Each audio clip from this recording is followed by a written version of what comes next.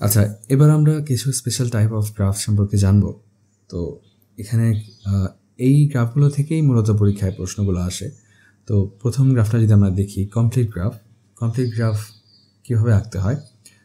কোনো একটা গ্রাফে যদি সবগুলো ভার্টেক্স অন্য সবগুলো ভার্টেক্সের সাথে যুক্ত থাকে, মানে একটা গ্রাফের যে কোনো দুইটা ভার্টেক্সের মধ্যে সবসময় একটা এজ বিদ্যমান থাকবে, তো সেটাকে বলা হবে কমপ্লিট গ্রাফ। যেমন ট্রিভিয়াল গ্রাফের ক্ষেত্রে এখানে তো একটা ভার্টেক্স থাকবে, এখানে তো এজের কোনো প্রশ্নই আসে না। সো এই ক্ষেত্রে এটাকে একটা কমপ্লিট গ্রাফ বলা চলে, কারণ এখানে অন্য কোনো ভার্টেক্স নাই।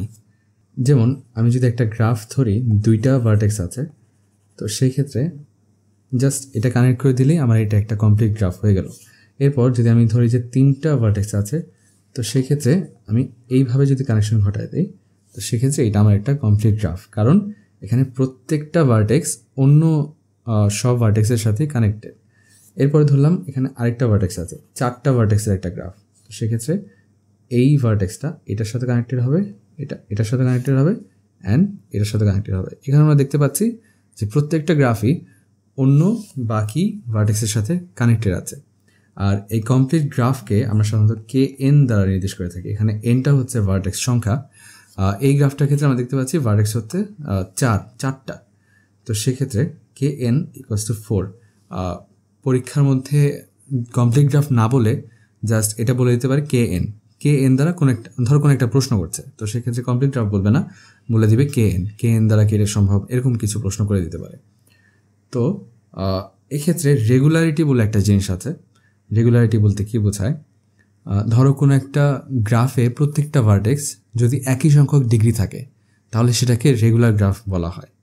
এখন এই গ্রাফটাতে, স্পেসিফিকলি এই গ্রাফটাতে দেখা যাচ্ছে যে প্রত্যেকটারই তিনটা করে এজ অন্য ভার্টেক্সের সাথে কানেক্টেড, মানে প্রত্যেকটারই তিনটা করে ডিগ্রি আছে। তো সেক্ষেত্রে এটাকে আমরা n-1 রেগুলার বলতে পারি। মানে এই চারটা ভার্টেক্স একটা কমপ্লিট গ্রাফ, এবং এখানে 3 রেগুলার করে একটা সিনারিও দেখা যায়, মানে এটাকে 3 রেগুলার গ্রাফ বলা যায়। তো সেই হিসেবে K N is n-1 regular, আমরা এই কথাটা বলতে পারি। এটা খুব একটা বেশি কাজে দেয় না, মেইনলি আমাদের লক্ষ্য করার বিষয় হচ্ছে কে এন দ্বারা আমরা কমপ্লিট গ্রাফকে নির্দেশ করে থাকি। আচ্ছা, কমপ্লিট গ্রাফ বুঝলাম। এরপর যদি আমরা সাইকেলস গ্রাফ বোঝার চেষ্টা করি, সাইকেল মানে কি, যেখানে একটা চাকার মতো ধরা যায় সাইকেল। তো সেই ক্ষেত্রে যদি আমরা এরকম একটা গ্রাফ আঁকি, এটা কিন্তু একটা সাইকেল হলো, এখানে একটা সাইকেল আছে, এটাকে আমরা বলতে পারি C3। সাইকেল গ্রাফকে সি দ্বারা নির্দেশ করা হয়। আবার ধরো চারটা ভার্টেক্স যদি আমি আঁকি এখানে, তো সেক্ষেত্রে প্রত্যেকটা ভার্টেক্স তার বাকি দুইটা ভার্টেক্সের সাথে সাইকেল আকারে আবদ্ধ থাকবে, সো এটাকে আমরা C4 বলতে পারি। এবং একইভাবে C5, C6 এগুলোও হতে পারে। তো সাইকেল গ্রাফের ক্ষেত্রে আমরা মনে রাখবো সি দ্বারা নির্দেশ করা হয়। এরপর যদি আমরা হুইল গ্রাফটা চেনার চেষ্টা করি, হুইল গ্রাফে কী হবে, জাস্ট একটা সাইকেল গ্রাফই থাকবে, এবং এই সাইকেল গ্রাফের মাঝখানে আমি একটা ভার্টেক্স লাগাই দেব। এখানে জাস্ট চাকার মতো, সাইকেলটা পুরোপুরি চাকা না, বাট হুইল গ্রাফটা একেবারে চাকার মতোই। ধরো এখানে মাঝখানে আমি আরেকটা ভার্টেক্স লাগাই দিলাম, মানে একটা সাইকেল গ্রাফ থাকবে এবং এক্সট্রা একটা ভার্টেক্স থাকবে যেটা অন্য সকল ভার্টেক্সের সাথে কানেক্টেড। এটাকে আমরা কি বলবো, হুইলস গ্রাফ বলবো। আচ্ছা, এরপরে হচ্ছে এন কিউবস গ্রাফ। এটা খুব একটা ইম্পর্টেন্ট না, তারপরেও জানার জন্য বলে রাখি। এন কিউব মানে কি, ধরো এনের মান হচ্ছে 2, ধরলাম দুইটা ভার্টেক্স আছে, তো সেক্ষেত্রে এখানে কয়টা ডাইমেনশন পাওয়া যাবে, দুইটা পয়েন্ট আছে, দুইটা পয়েন্ট থেকে আমরা জানি 2 ডাইমেনশন পাওয়া যাবে। এরপর যদি আমরা চারটা ভার্টেক্স নেই, এখান থেকে আমরা কিউব আকারে আরেকটা কিউব গ্রাফ পেতে পারি, বা এন কিউব গ্রাফ পেতে পারি। আচ্ছা, এখানে একটা প্রশ্ন হতে পারে যে 3টা ভার্টেক্সের কি এন কিউব গ্রাফ হতে পারে কিনা। আসলে এন কিউব গ্রাফের একটা বৈশিষ্ট্যই হচ্ছে এটার ভার্টেক্স সংখ্যা 2n হতে হবে। হ্যাঁ, এটাকে একটা n ডাইমেনশনাল হাইপার কিউবের মতো চিন্তা করতে হবে। সো ধরে নিলাম এটা ভার্টেক্স সংখ্যা যদি 2n হয়, এবং আমরা ধরে নিচ্ছি যে এন কিউব এটা 3 হতে পারে, ধরলাম যে হবে, তো সেক্ষেত্রে 2n ইকুয়ালস টু 3 আমরা লিখতে পারি। অ্যান্ড এটার কিন্তু কোনো পজিটিভ ইন্টিজার সলিউশন নাই, 2n ইকুয়ালস কখনোই 3 এর সমান হয় না। যার কারণে বলা যায় যে এন কিউব গ্রাফটা সবসময় ধরো 2, 3 3 এর পর ধরো যে 8 এগুলো হতে পারে। 2 টু দ্য পাওয়ার 3 এর মান কত? 8 না? তো এইভাবে 2 টু দ্য পাওয়ার 1 হচ্ছে 2, এই যে এটা 2 to the power 3 2 to the power 2 হচ্ছে 4 এটা, আর 2 টু দ্য পাওয়ার 8 এর জন্য আমি 8 এর জন্য যদি আমি এই চিত্রটা আঁকি, তো সেক্ষেত্রে এটা জাস্ট আমার একটা ঘনবস্তুর মতো প্রকাশ করা হবে। তো এক্ষেত্রে এখানে এটাকে Q3 দ্বারা প্রকাশ করা যায়। মানে আমরা বুঝতে পারলাম যে এন কিউব গ্রাফকে আমরা Qn দ্বারা প্রকাশ করে থাকি।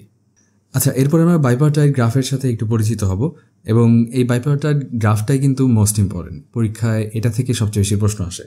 তো বাইপার্টাইট গ্রাফটা কি সেটা বোঝার আগে আমরা একটু রিকল করি আমরা ফাংশন যে চ্যাপ্টারটা ছিল, তো সেখানে কি পড়েছিলাম আমরা যখন অন টু ফাংশন বা 1 to 1 ফাংশন বের করার ক্ষেত্রে আমরা এরকম দুইটা পার্টিশন করতাম না? ধরো এটা একটা সেট এ, এটা একটা সেট বি। সো এখানে আমরা বিভিন্ন এলিমেন্ট থাকতো, বিভিন্ন সেট উপাদান থাকতো, সেগুলোকে আমরা ম্যাপিং করতাম এইভাবে ম্যাপিং করতাম। সো এরকম আকারের যদি কোনো একটা গ্রাফ আমরা দেখি তাহলে সেটাকে আমরা বাইপার্টাইট গ্রাফ বলতে পারি। অথবা এরকম আকার না থাকলেও যদি অন্য কোনো আকার থাকে, সেগুলোকে আমি ডিফারেন্ট স্টাইলে সাজিয়ে আমি যদি এরকম আকার ধারণ করাতে পারি, তাহলে সেটাকে আমরা বাইপার্টাইট গ্রাফ বলে থাকি। সো বাইপার্টাইট গ্রাফের সংজ্ঞাটা আসলে কি? A simple graph G is bipartite if V can be partitioned into 2 disjoint subsets. Disjoint মানে হচ্ছে তাদের মধ্যে কোনো কমন উপাদান নাই। V1 and V2 where V1 intersect V2 is an empty set such that every edge connects a vertex in V1 and a vertex in V2. আচ্ছা, সংজ্ঞা দিয়ে তুমি কিছু বুঝো নাই, আমিও কিছু বুঝি। তো সহজভাবে যদি বলি, এখানে ধরো এরকম এখানে 3টা এলিমেন্ট আছে, এখানে একটা এলিমেন্ট আর 2টা এলিমেন্ট আছে। তো ধরলাম এখানে আমি গ্রাফটা আঁকাচ্ছি এরকম। সো এইটা ধরলাম এটার সাথে কানেক্টেড, আর এটা এবং এটার সাথে কানেক্টেড। আপাতত কয়টা করে এজ কানেক্ট হচ্ছে এটা আমরা নেগলেক্ট করি। আমরা ধরে নিচ্ছি এরকম 2টা সেটে পার্টিশন করা যায়, যেগুলো একটা আরেকটার সাথে কানেক্টেড। মানে এই সেটে যেগুলো আছে সেটা এই সেটের অন্য কোনো ভার্টেক্সের সাথে কানেক্টেড হবে না, সেটা সবসময় এই সেটের ভার্টেক্সের সাথে কানেকশন ঘটাবে। আবার এই সেটের ভার্টেক্সগুলোও এই সেটের অভ্যন্তরীণ কোনো কানেকশন ঘটাবে না, এটা এখান থেকে কোনো কানেকশন হবে না। এই সেটের ভার্টেক্সগুলো শুধুমাত্র এই সেটের উপাদানের সাথে কানেকশন ঘটাবে। সো বাইপার্টাইট গ্রাফের ক্ষেত্রে মেইন 2টা পয়েন্ট কি? প্রথম পয়েন্ট হচ্ছে 2টা সেটে পার্টিশন করা যাবে, গ্রাফের যে ভার্টেক্সগুলো থাকবে সেগুলোকে 2টা সেটে পার্টিশন করা যাবে, এবং প্রত্যেকটা সেটেই এবং যে 2টা সেট পার্টিশন করলাম সেই সেটে অভ্যন্তরীণ কোনো কানেকশন হবে না। সো এই 2টা জিনিস মাথায় রাখতে হবে। এখন আমরা যদি একটা এক্সাম্পল দেখি পরীক্ষায় কীরকম প্রশ্ন আসে। সো এরকম একটা প্রশ্ন নিতে পারে, এই C6 ইজ বাইপার্টাইট। তো এক্ষেত্রে C6 কি? আমরা একটু আগে জানলাম যে সি দ্বারা সাইকেলস গ্রাফ বোঝানো হয়ে থাকে। সো C6 মানে হচ্ছে এই গ্রাফটা। এই গ্রাফে ধরলাম আমি এটাকে V1, এটা V2, V3, V4, V5, V6 এভাবে নির্দেশ করলাম। এখন এটা কি বাইপার্টাইট কিনা এটা আমরা বের করার চেষ্টা করব। বাইপার্টাইটে কী ছিল? 2টা পয়েন্ট বলেছিলাম যে 2টা সেটে পার্টিশন করা যাবে এবং এক একটা সেটে অভ্যন্তরীণ কোনো কানেকশন হবে না। তো সেক্ষেত্রে আমরা যদি V1টাকে আমরা একটু লিখি, এখানে আমরা একটু পার্টিশন করার চেষ্টা করি। ধরলাম এটা V1, এটা কার কার সাথে কানেক্টেড? V6 এবং V2 এই 2টার সাথে আমার এই V1 কানেক্টেড।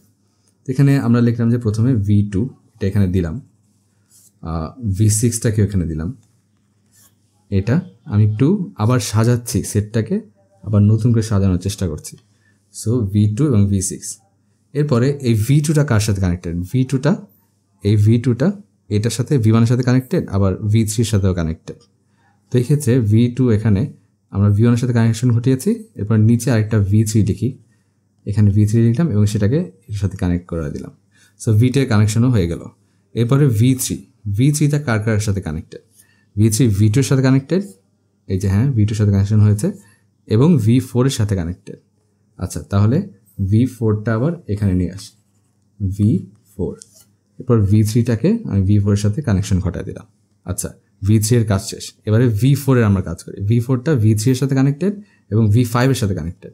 V4টা V3 এর সাথে কানেকশন হয়েছে, এবং এখানে যদি আমরা একটা V5 আনি, এটার সাথে কানেকশন ঘটায় দিলাম। সো V4 এর কাজও শেষ। এবারে আমরা V5 এর কাজ করব। V5টা হচ্ছে V4 এর সাথে কানেক্টেড, V6 এর সাথে কানেক্টেড। V4 এর সাথে এখানে কানেকশন হলো, এরপর V6 এর সাথে কানেকশন হয়েছে। সো এবং দেখতে দেখতে V6 এর কাজটাও কিন্তু হয়ে গেল এখানে।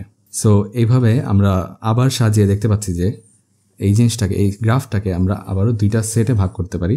দুইটা সেটে পার্টিশন করলাম এবং প্রত্যেকটা সেটে কোনো ইন্টারনাল কানেকশন কিন্তু হচ্ছে না, এটা একজন আরেকজনের সাথে কানেক্টেড হচ্ছে না, যার কারণে আমরা বলতে পারি C6 এটা হচ্ছে একটা বাইপার্টাইট গ্রাফ।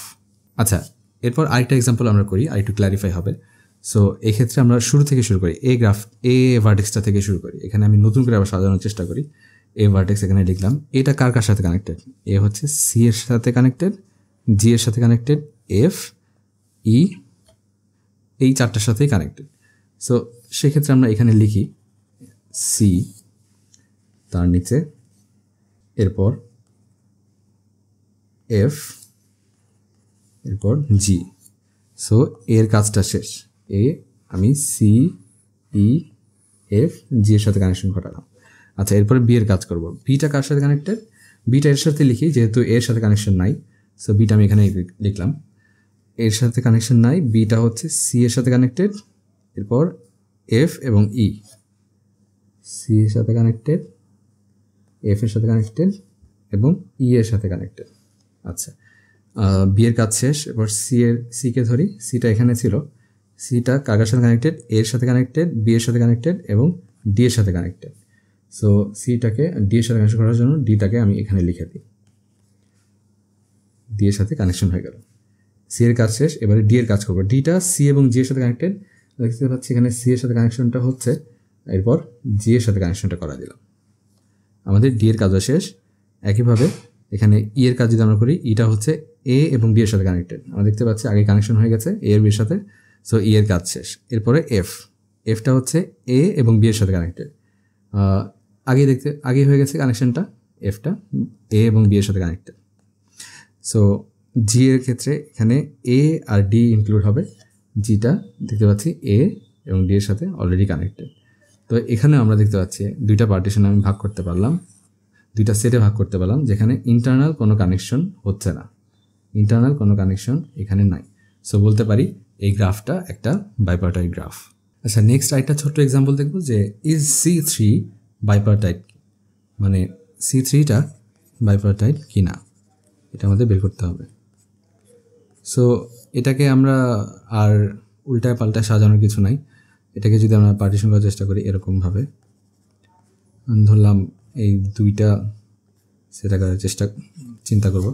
সে দেখতে পাচ্ছি যে এইখানে ডিস্টিংক্ট আছে, বাট এইখানে একটা কানেকশন হয়ে গেছে, এই সেটের মধ্যে ইন্টারনাল একটা কানেকশন হয়ে গেছে, এবং এরকম স্টাইল ছাড়া আর কোনো উপায়ে কিন্তু এই C3টাকে সাজানো যায় না, যার কারণে এই C3 এটাকে আমরা বাইপার্টাইট গ্রাফ বলতে পারি না।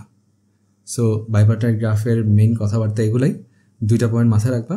একটা হচ্ছে দুইটা পার্টিশনে ভাগ করা যাবে বাইপার্টাইট গ্রাফকে, দুইটা পার্টিশনে ভাগ করার পর প্রত্যেকটা সেটেই বা যে দুইটা সেট তৈরি হবে সেই সেটে ইন্টারনাল কোনো কানেকশন হবে না। সো এই দুইটা জিনিস মাথায় রাখতে পারলেই বাইপার্টাইট গ্রাফ কিনা এই ধরনের প্রশ্নে সহজে অ্যান্সার করতে পারবা।